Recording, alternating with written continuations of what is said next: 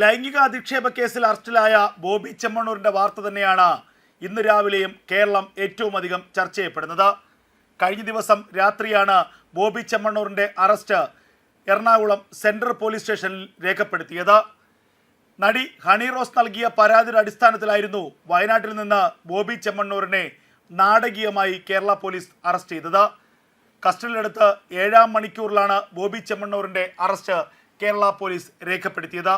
തുടർന്ന് വൈദ്യപരിശോധന നടത്തി. ഇന്ന് രാവിലെ ആയിരിക്കും മജിസ്ട്രേറ്റിന് മുന്നിൽ ബോബി ചെമ്മണ്ണൂരിനെ ഹാജരാക്കുക.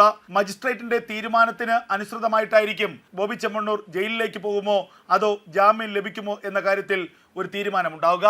എന്തായാലും കഴിഞ്ഞ ദിവസം വയനാട്ടിൽ നിന്ന് പോലീസ് ജീപ്പിൽ യാതൊരു അകമ്പടികളുമില്ലാതെ, ഒരു ആർഭാടവുമില്ലാതെ, ഒരു കുറ്റവാളിയെപ്പോലെ തന്നെയാണ് ബോബി ചെമ്മണ്ണൂരിനെ കൊച്ചിയിലേക്ക് എത്തിച്ചത്. കൊച്ചിയിൽ എത്തിച്ചപ്പോഴേക്കും ബോബി ചെമ്മണ്ണൂർ അവശനായിരുന്നു.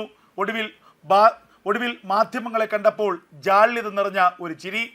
ഒരു നടി എന്ന പരിഗണനയോ ഒരു സ്ത്രീ എന്ന പരിഗണനയോ നൽകാതെ ഒരു വ്യക്തിക്കെതിരെ സമൂഹ മാധ്യമങ്ങളിലൂടെ നേരിട്ട് ഒക്കെ ലൈംഗിക ചുവയോടെ ലൈംഗിക അധിക്ഷേപം നടത്തിയതിന് നിയമം നൽകിയ ശിക്ഷയാണ് ബോബി ചെമ്മണ്ണൂരിനെതിരെ കഴിഞ്ഞ ദിവസമുണ്ടായ പോലീസ് നടപടി. ഇന്ന് മജിസ്ട്രേറ്റിന് മുന്നിലെത്തുമ്പോൾ നടി ഹണി റോസ് നൽകിയ 164 രഹസ്യമൊഴി കൂടി സ്വാഭാവികമായും പരിഗണിക്കപ്പെടും. കഴിഞ്ഞ ദിവസം എറണാകുളം മജിസ്ട്രേറ്റ് കോടതിക്ക് മുന്നിൽ 2 മണിക്കൂറാണ് ഹണി റോസ് രഹസ്യമൊഴി നൽകിയത്.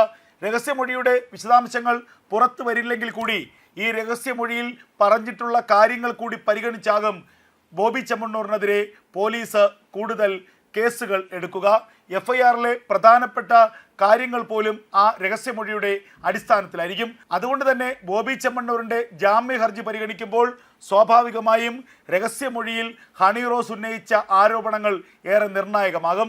കേവലം ദ്വയാർത്ഥ പ്രയോഗങ്ങളോ അല്ലെങ്കിൽ സൈബർ ഇടത്തിലൂടെയുള്ള ആക്ഷേപങ്ങളോ അല്ലെങ്കിൽ അവഹേളനമോ ആയിരിക്കില്ല ഹണി റോസ് പറഞ്ഞത് എന്നത് സ്വാഭാവികമായും ചിന്തിക്കാം. കാരണം 2 മണിക്കൂർ നേരം ഒരു വ്യക്തിക്കെതിരെ ഒരു സ്ത്രീ പരാതി പറയണമെങ്കിൽ കൂടുതൽ ഗൗരവമുള്ള, കൂടുതൽ നിർണായകമുള്ള കഴമ്പ് ആ ആരോപണത്തിൽ, ആ പരാതിയിൽ ഉണ്ട് എന്ന് നമുക്ക് സ്വാഭാവികമായും വിശ്വസിക്കാം. അപ്പോൾ ബോബി ചെമ്മണ്ണൂരിനെ കൂടുതൽ കുരുക്കിലേക്ക് ആക്കുന്നതാണ് ഹണി റോസ് നൽകിയ 164 രഹസ്യമൊഴി എന്നുള്ളത് വ്യക്തമാണ്.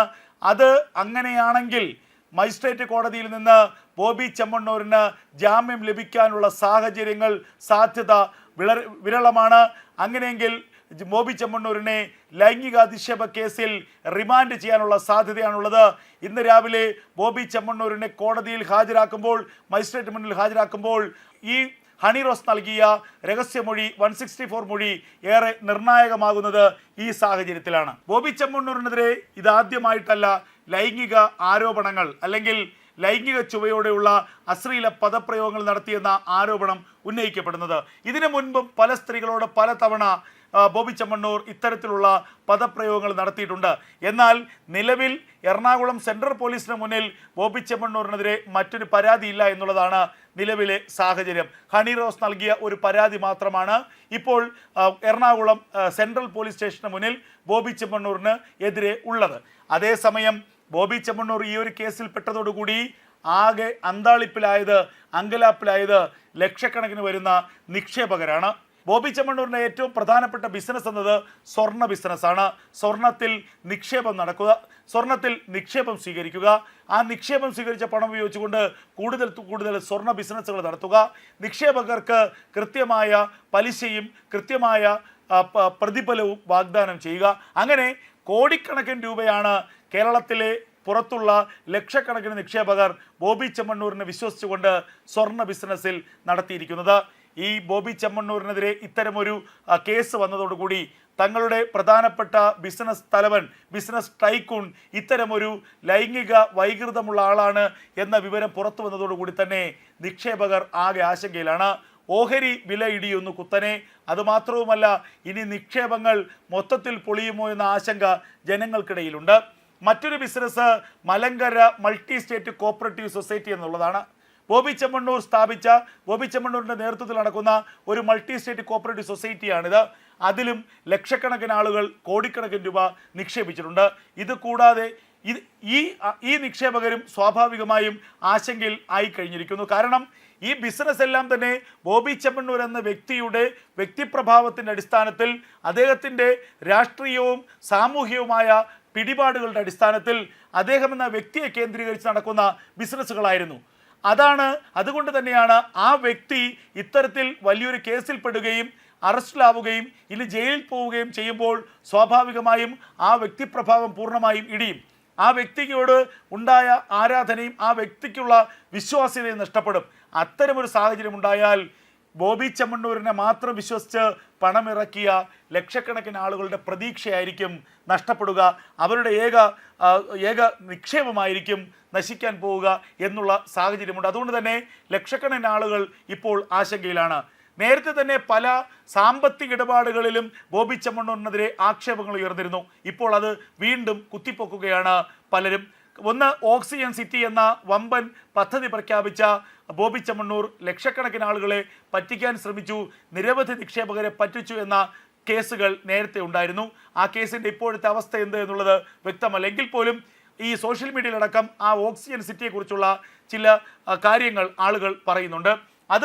അതുകൂടാതെ വയനാട്ടിലെ കടമ്പനാടുള്ള 1000 ഏക്കർ ഭൂമി, ആ 1000 ഏക്കർ ഭൂമിയിൽ 200 ഏക്കർ ഹെലിപാഡ് നിർമ്മാണത്തിനും മറ്റുമായി താൻ വിട്ടു നൽകുമെന്ന്, ടൂറിസം പദ്ധതിക്കായി താൻ സർക്കാർ തന്നെ വിട്ടു നൽകുമെന്ന് മുഖ്യമന്ത്രിയെ വേദിയിലിരുത്തിക്കൊണ്ടാണ് ബോബി ചെമ്മണ്ണൂർ അന്ന് നവകേരള യാത്രക്കിടയിൽ പ്രഖ്യാപിച്ചത്. പിന്നീട് ആ പദ്ധതിയെക്കുറിച്ച് ആരും തന്നെ കേൾക്കുകയോ ഓർക്കുകയോ ചെയ്തിട്ടില്ല എന്നുള്ളത് മറ്റൊരു കാര്യം.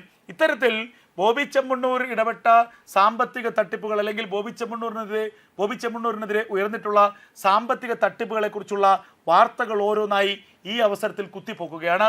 കാരണം ബോബി ചെമ്മണ്ണൂർ ചെന്നുപെട്ടിരിക്കുന്നത് വലിയ ഒരു പടുകുഴിയിലാണ്. കേരളത്തിലെ ബിസിനസ് ടൈക്കൂണായ, സ്വർണ്ണ ബിസിനസ്സിൽ കേരളത്തിൽ അല്ലെങ്കിൽ ഇന്ത്യയിൽ തന്നെ ഏറ്റവും പ്രമാണിയായിട്ടുള്ള ഒരു വ്യക്തി ഒടുവിൽ ഒരു സ്ത്രീ പീഡന ആരോപണത്തിൽ ഒരു ലൈംഗിക ചുവയോടെ സംസാരിച്ചു എന്നൊരു കേസിൽ ഇപ്പോൾ പെട്ടിരിക്കുന്നു. പോലീസ് ആ കേസ് ലഭിച്ച് 24 മണിക്കൂർ കഴിയുന്നതിന് മുൻപ് തന്നെ ബോബി ചെമ്മണ്ണൂർ എന്ന ഒരു ബിസിനസ്മാനെ അറസ്റ്റ് ചെയ്തിരിക്കുന്നു. ഒരു കുറ്റവാളിക്ക് നൽകേണ്ട പരിഗണന മാത്രം നൽകിക്കൊണ്ട് യാതൊരുവിധ ആനുകൂല്യങ്ങളും നൽകാതെ കേരള പോലീസ് ആ വ്യക്തിയെ ഒടുവിൽ സ്റ്റേഷനിലെത്തിക്കുന്നു, അറസ്റ്റ് രേഖപ്പെടുത്തുന്നു, വൈദ്യപരിശോധന പൂർത്തിയാക്കുന്നു, പിന്നാലെ കോടതിയിൽ ഹാജരാക്കാനുള്ള ശ്രമങ്ങൾ നടത്തുന്നു. ഇത് കേരള പോലീസിനെ സംബന്ധിച്ച് ഒരു വലിയ പൊൻതൂവലാണ്. വ്യക്തിയെ നോക്കിയോ സാമ്പത്തികം നോക്കിയോ അധികാരം നോക്കിയോ ഞങ്ങൾ നടപടി എടുക്കുന്നില്ല, ഞങ്ങൾക്ക് മുന്നിൽ കുറ്റവാളികൾ മാത്രമേ ഉള്ളൂ എന്ന് കേരള പോലീസിന് ഇന്നും നാളെയും മറ്റന്നാളുമൊക്കെ ജനങ്ങൾക്ക് മുന്നിൽ പറയാനുള്ള ഏറ്റവും വലിയ ദൃഷ്ടാന്തമാണ് ബോബി ചെമ്മണ്ണൂരിൻ്റെ കേസ്. അതേസമയം ഈ ഒരു കേസിൽപ്പെട്ടതോടുകൂടി സ്വന്തം വ്യക്തിപരമായ പ്രതിച്ഛായ മാത്രമല്ല, സ്വന്തം ബിസിനസ് സാമ്രാജ്യം പോലും കൈവിട്ടു പോകുന്ന അവസ്ഥയിലേക്ക് പോവുകയാണ് ബോബി ചെമ്മണ്ണൂരിന്. ബോബി ചെമ്മണ്ണൂർ പടുത്തുണ്ടാക്കിയ ചെമ്മണ്ണൂർ എന്ന വലിയൊരു പ്രസ്ഥാനം, വലിയൊരു സ്വർണ്ണ ശൃംഖല, സ്വർണ്ണ വ്യവസായം തന്നെ പാടെ തകർന്നടിയാനുള്ള സാഹചര്യങ്ങളും സാധ്യതകളുമാണ് മുന്നിൽ തെളിയുന്നത്. ഇനി ബോബി ചെമ്മണ്ണൂരിനെ ജയിലിലേക്ക് കോടതി അയക്കുകയാണെങ്കിൽ ആ പതനത്തിൻ്റെ ആക്കം കൂടുമെന്ന കാര്യത്തിൽ യാതൊരു തർക്കവുമില്ല.